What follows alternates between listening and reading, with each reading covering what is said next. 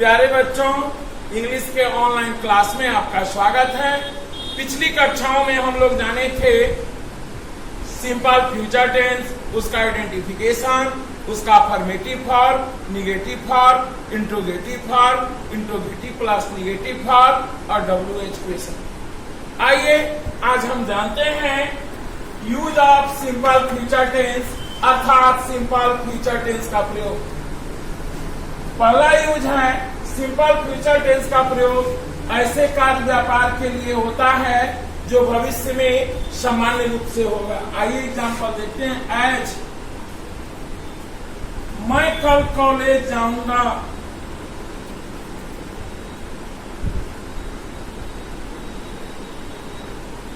मैं कल कॉलेज जाऊंगा। I shall go to college tomorrow. दूसरा देखिए, वह गाना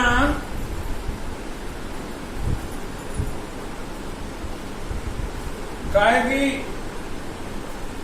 she will sing a song. आइए देखते हैं use to simple future tense का प्रयोग। इच्छा का इंग्लिश क्या होता है? विल। संकल्प, डिटरमिनेशन, चेतावनी, थ्रेट या कमांड, इरादा, इंटेंशन इत्यादि का बोध कराने के लिए होता है। लेकिन इसमें एक नोट है, आइए हम नोट देखते हैं।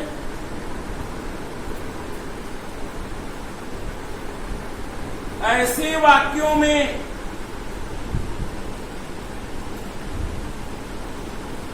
शैल के स्थान पर विल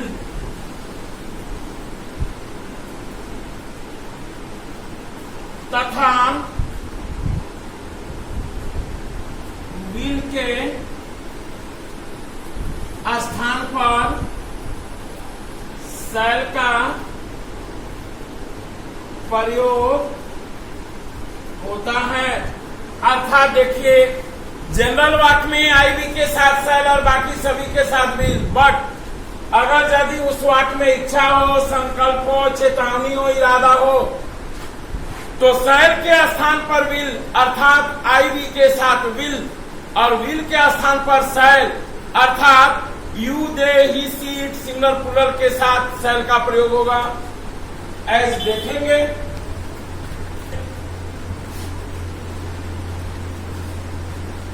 आइए अब इसका एज देखते हैं।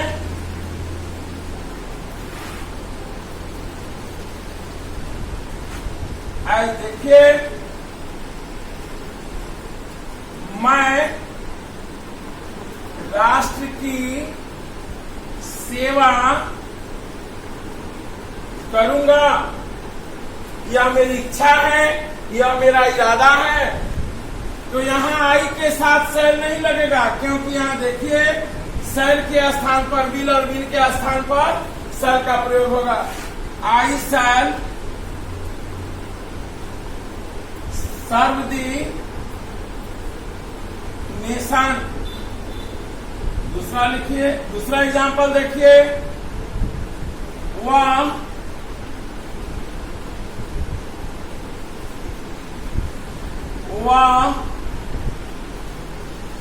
कभी नहीं झूठ बोलेगा। समान वाक्यों में ई के साथ विल लगता है, यहाँ नहीं, यहाँ होगा I will. I will serve the nation और यहाँ ही के साथ समान वाक्यों में भी लगता है, लेकिन वह कभी झूठ नहीं बोलेगा, यह चेतावनी है, इसलिए ही के साथ यहाँ लगेगा शैल। ही शैल नेवर टेल ए लाई।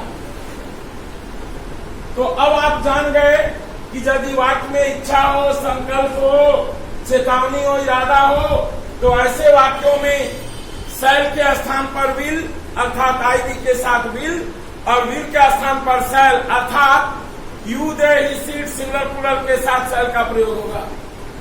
इसी के साथ हमारा यह टेंस समाप्त हुआ। आइए अब हम जानते हैं अगला टेंस, फ्यूचर कंटिन्यूअस टेंस। हाँ, तो आइए अब हम देखते हैं फ्यूचर टेंस का दूसरा वेद, फ्यूचर कंटिन्यूअस टेंस, जिसका हिंदी होता है अपूर्ण भविष्य। पहले हम जाने कि फ्यूचर कंटिन्यूअस टेंस क्या है। The future continuous tense is to indicate a future action that is already decided upon। अर्थात फ्यूचर कंटिन्यूअस टेंस के वर्ब से यह पता चलता है कि भविष्य में किसी निश्चित समय पर कोई कार्य होता रहेगा। आइए अब देखते हैं हम इसका आइडेंटिफिकेशन।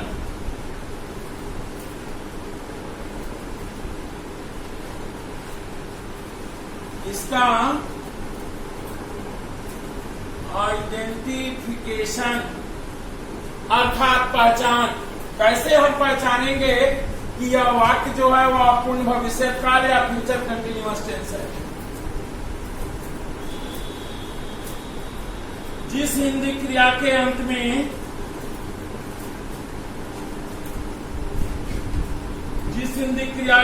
में ता रहेगा, ती रहेगी, ते रहेंगे इत्यादि हो तो उसे फ्यूचर कंटिन्यूअस टेंस कहते हैं। जिस हिंदी क्रिया के अंत में ता रहेगा, ती रहेगी, ते रहेंगे इत्यादि हो तो उसे फ्यूचर कंटिन्यूअस टेंस कहते हैं। आइए उदाहरण देखते हैं, इसमें देखते हैं। वह पटना जाता रहेगा। इसके अंत में देखिए क्या है, ता रहेगा। यह वाक्य किस टेंस का होगा? Future continuous tense. दूसरा एग्जाम्पल, वह गाना गाती रहेगी। इसके अंत में क्या है? ती रहेगी। यह कौन सा टेंस होगा? Future continuous tense. आइए तीसरा एग्जाम्पल, वे लोग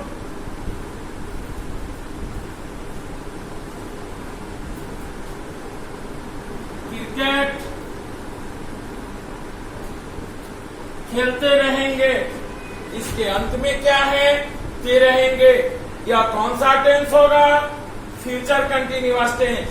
अब आपने जाना कि जिस हिंदी क्रिया के अंत में ता रहेगा, ती रहेगी, ते रहेंगे इत्यादि हो तो वह फ्यूचर कंटिन्यूअस टेंस है। आइए आप देखते हैं इसके बनाने का नियम। हाँ, तो अब देखते हैं फ्यूचर कंटिन्यूअस टेंस के वाक्यों को बनाने का नियम। सेंटेंस पैटर्न फॉर द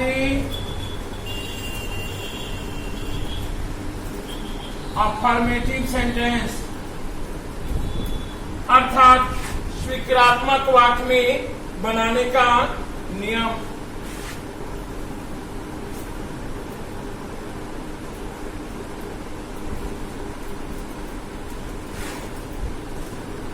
सबसे पहले लिखेंगे सब्जेक्ट, उसके बाद ऑक्सिलियरी वर्ब शैल या विल, उसके बाद बी, या हम इसको ऐसे कर सकते हैं शैल बी या विल बी। शैल में भी जोड़ेंगे शैल बी, विल में भी जोड़ेंगे विल बी, प्लस वर्ब का चौथा रूप अर्थात मूल क्रिया में आईएनजी जोड़ेंगे, plus other word full stop. आइए अब नोट में देखते हैं।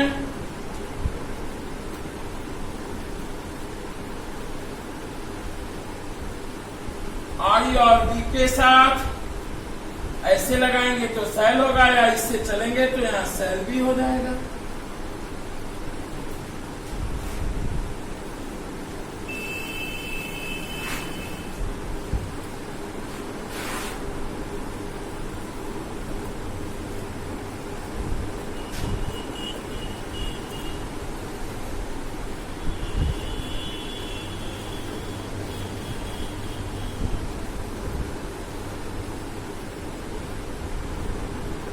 फर्स्ट पर्सन आई वी के साथ सेल या सेलवी, बाकी सेकेंड पर्सन और थर्ड पर्सन सिंगुलर हो या प्लूरल प्रत्येक के साथ लगेगा विल या विल बी। आइए अब ऐसे देखते हैं, मैं कॉलेज जाता रहूंगा। आइए देखते हैं, सब्जेक्ट हुआ मैं का अंग्रेजी क्या होगा, आई के साथ ऊपर वाले स्ट्रक्चर में चलिए क्या होगा, शैल। उसके बाद भी यहाँ देखिए शैल भी करेंगे, I shall be going to college. आइए दूसरा एग्जाम्पल देखते हैं, हम लोग अंग्रेजी बोलते रहेंगे, वी और वी के साथ यहाँ विल लगेगा, यहाँ चलिए विल भी लगेगा, वी के साथ भी कीजिए आप लोग,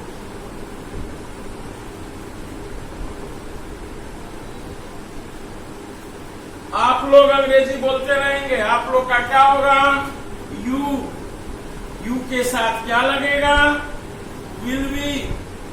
स्पीक वर्ब का चौथा रूप बनाना है, मूल क्रिया में आईएनजी जोड़ेंगे, you will be speaking English.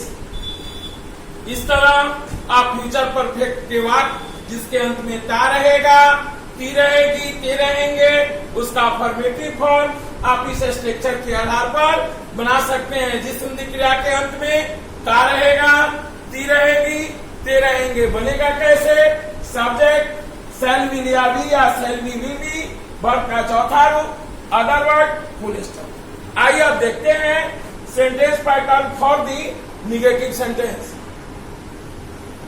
हाँ तो आइए अब देखते हैं sentence pattern for the negative sentence, अर्थात फ्यूचर कंटिन्यूअस टेंस के वाक्यों को नकारात्मक वाक्य निगेटिव सेंटेंस में बनाने का नियम। Subject plus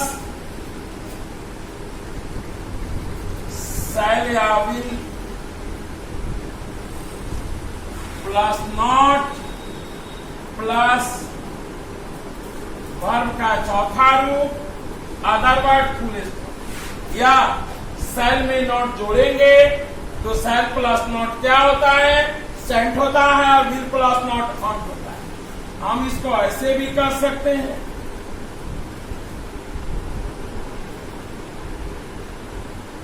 subject plus shan't या ऑन प्लस वर्ब का चौथा रूप, अदर वर्ड, फुल स्टॉप। या सब्जेक्ट प्लस शैल नॉट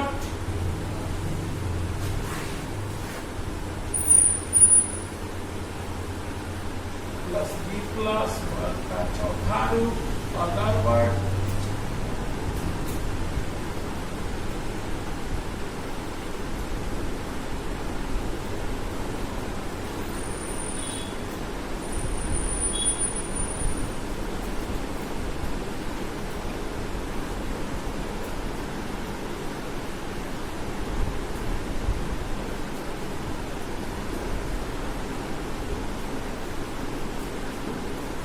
चलिए इसको हम आधुनिक पद्धति अर्थात मॉडर्न मेथड कहते हैं। हम ऐसे वाक्यों का ट्रांसलेशन इस आधार पर भी बना सकते हैं, एज में देखेंगे।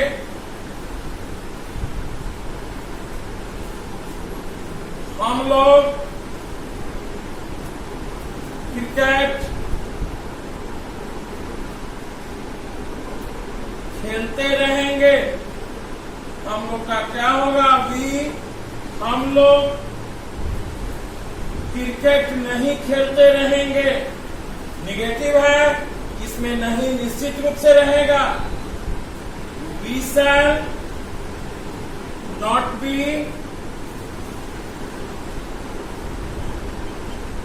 प्लेइंग क्रिकेट, या ऐसे कर सकते हैं we shan't B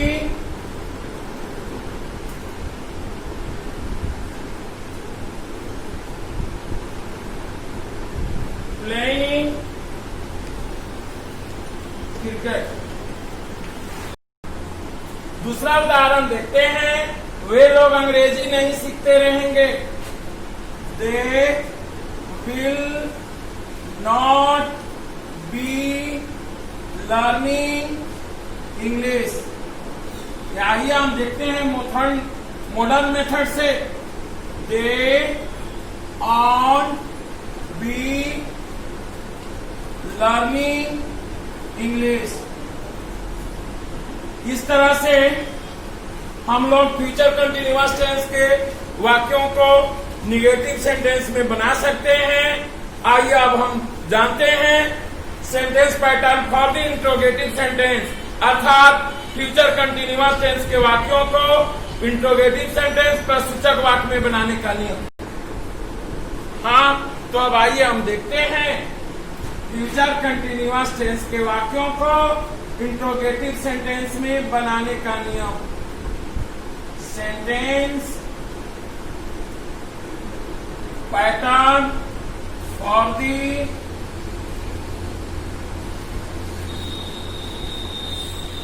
interrogative sentence.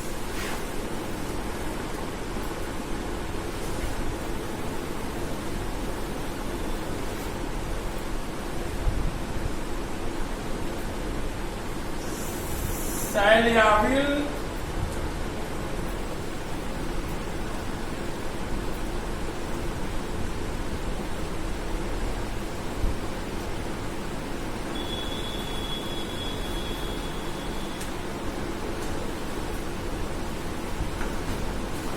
plus subject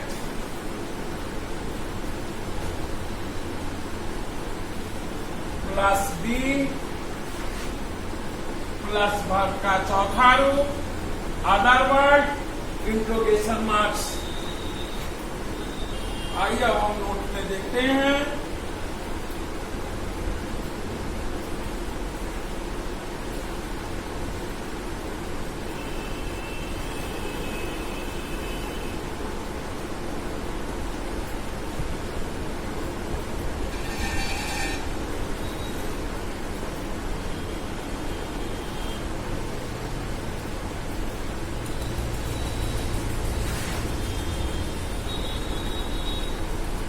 आइए इसमें देखते हैं।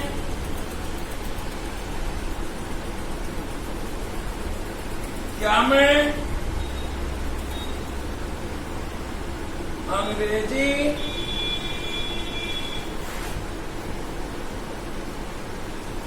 पढ़ाता रहूंगा?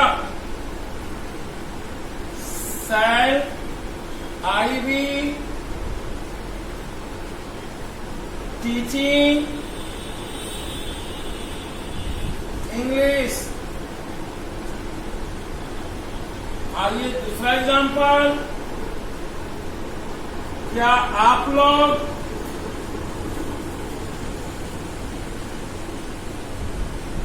College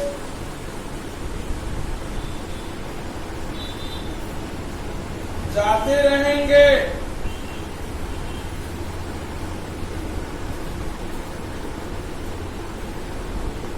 Will you be going to college? अब हमारा इंट्रोगेटिव सेंटेंस पैटर्न समाप्त हुआ। अब हम जानेंगे इंट्रोगेटिव प्लस निगेटिव सेंटेंस में फ्यूचर कंटिन्यूअस टेंस के वाक्यों को बनाने का नियम।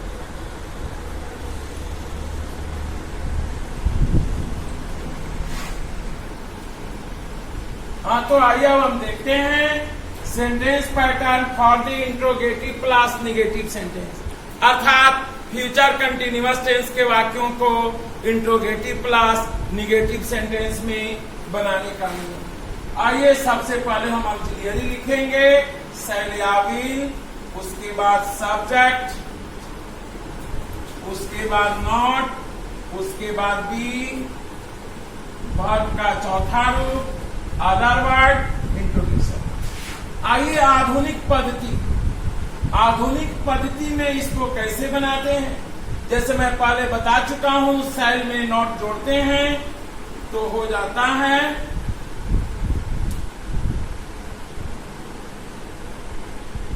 सेंट, और विल में नॉट जोड़ते हैं हो जाता है won't, plus subject plus be plus verb का चौथा रूप, other word, interrogation marks.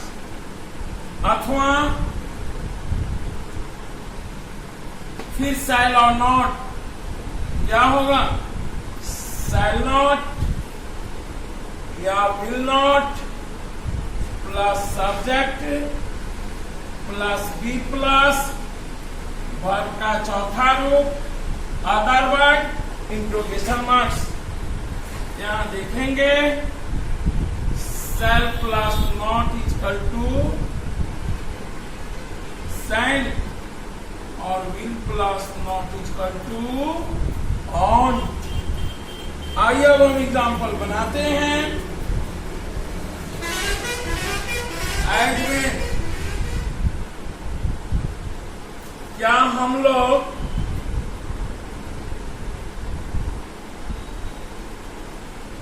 College नहीं जाते रहेंगे? क्या होगा, shall we not be going to college. या दूसरी विधि इस पर चलते हैं, जब हम शैल में नॉट जोड़ेंगे तो क्या होगा, shan't we be going to college. या तीसरा पैटर्न पर चलिए, इसको ऐसे भी कर सकते हैं, shall not we be going to college. अब इस तरह से आप जितने भी सेंटेंस हैं उसको आप इंट्रोगेटिव प्लस निगेटिव में बना सकते हैं।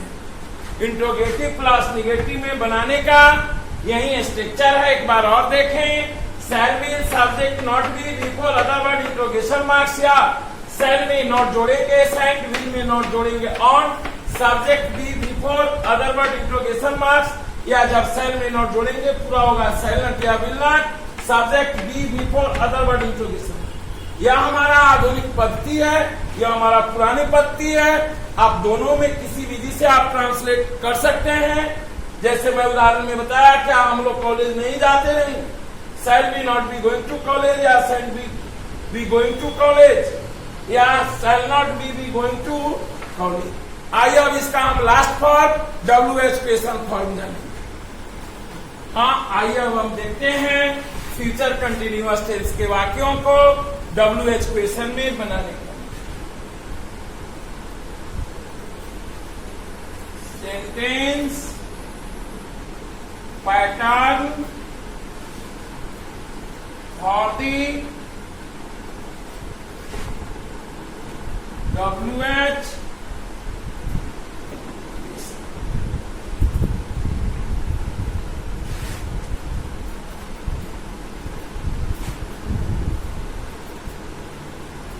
what, where, how, when, why plus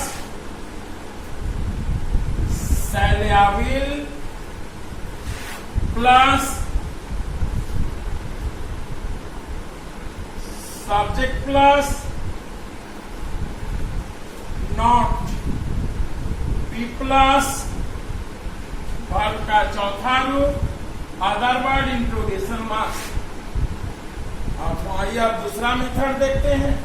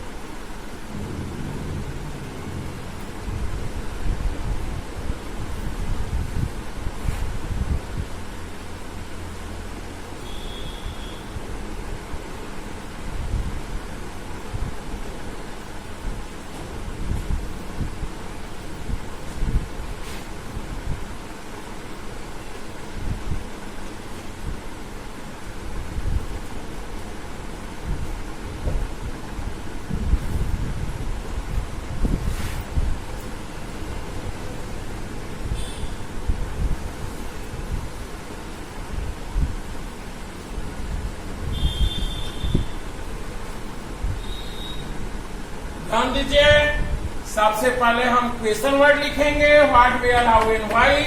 उसके बाद सेल या विल अकॉर्डिंग टू सब्जेक्ट, किसके अनुसार, सब्जेक्ट के अनुसार। यदि वाक्य में नहीं है तो नोट लगाएंगे, यदि नहीं है तो नोट का प्रयोग नहीं करेंगे। बी प्लस वर्ब का चौथा रूप अदर वर्ड इंट्रोगेशन। अब निगेटिव पैटर्न रहने पर ही ये नियम लागू होगा आधुनिक मेथड में। यही फिर बात, सेल,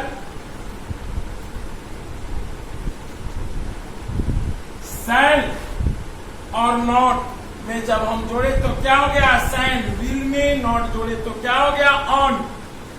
फिर subject be before other word या सेल और नॉट में देखिए, फिर question word what, where, how and why. फिर सेल नॉट क्या होगा, सेल नॉट या विल नॉट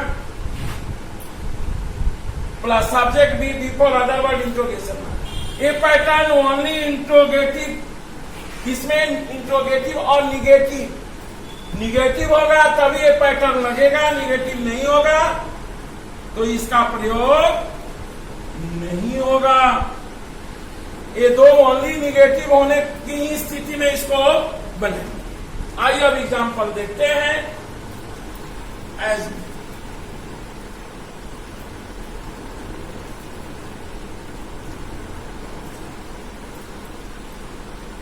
हम लोग क्यों नहीं क्रिकेट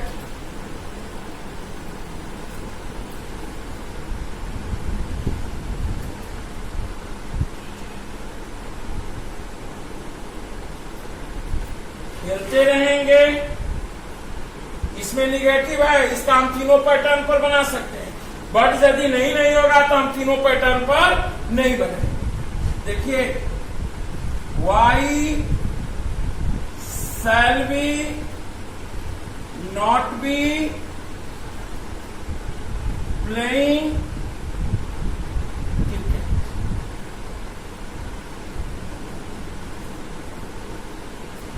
या इसको ऐसे भी कर सकते हैं, वाई सेंट बीबी प्लेइंग या why shall not we be playing cricket. एक एग्जाम्पल और बताएंगे हम। आइए एक एग्जाम्पल हम और देखते हैं जिसमें निगेटिव वर्ड नहीं होगा। दूसरा एग्जाम्पल,